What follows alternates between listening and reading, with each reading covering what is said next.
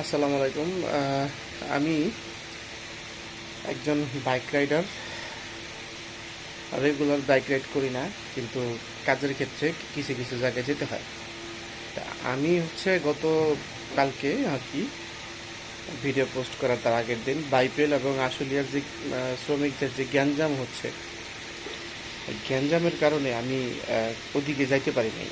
মানে আসলে কপালই খারাপ ছিল, অনেক গাড়ি চলে গেলেও কিন্তু আমি যেতে পারি নাই। ওইখানে প্রায় সারাদিনই জ্যাম থাকে। এই জ্যামটা অনেক দিন পর্যন্ত ঘোরায়। তো ওইদিকে বাস, ট্রাক, এভরিথিং মানে স্টপ, গুলাগুলিও হয়। এখন আমার প্রশ্ন যারা আশুলিয়া যাবে তারা কিভাবে যাবে সাভার থেকে? আবার যারা ইসে থেকে আপনার এই অন্য জায়গা থেকে আশুলিয়া আসবে তারা কিভাবে আসবে? তারা যারা ধামরাইয়ের দিকে থাকে তারা সাভার কিভাবে আসবে? এই বিষয়টা নিয়ে আমি একটু আলোচনা করতে চাই। সেটা যারা রাস্তা চেনেন না তারা গুগল ম্যাপ অন করেও আসতে পারেন।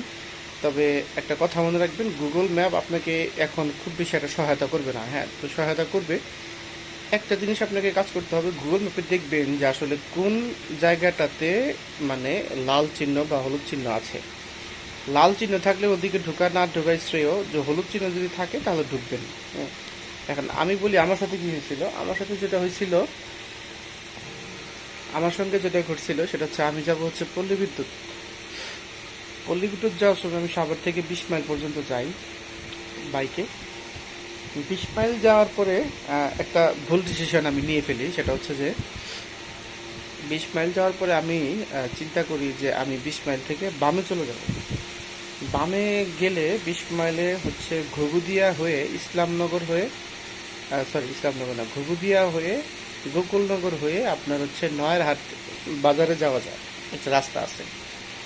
নয়ারহাট থেকে আমি ভাবছি যে তাহলে এক টান দিয়ে আপনার ওই ইসের দিকে চলে যাবো, পল্লী বিদ্যুতের দিকে চলে যাবো। ওইদিকে একটা রাস্তা আছে, পল্লী বিদ্যুৎ যাওয়া যায়, ম্যাপ ধরলেই যাওয়া যাবে আর কি। আমার চিন্তা ছিল এরকম। তা আমি ঢুকছি, ঢোকার পরে অনেক দূর গেছি, যাওয়ার পরে দেখি সামনে দুইটা ট্রাক, একটা এদিকে গাড়ছে একটা এদিকে গাড়ছে মাটিতে, এমনভাবে গাড়ছে যখন ক্রেন লাগবে উঠাইতে। ওইখান থেকে ফেরত আসলাম, ফেরত এসে আবার 20 মাইল আসলাম। 20 মাইল আইসা তারপরে ঢুকলাম কাঠগড়া বাজারে। ডান দিকে ঢুকলাম, কাঠগড়া বাজার ঢুকলাম, কাঠগড়া বাজার থেকে ঢুকলাম পল্লী বিদ্যুৎ।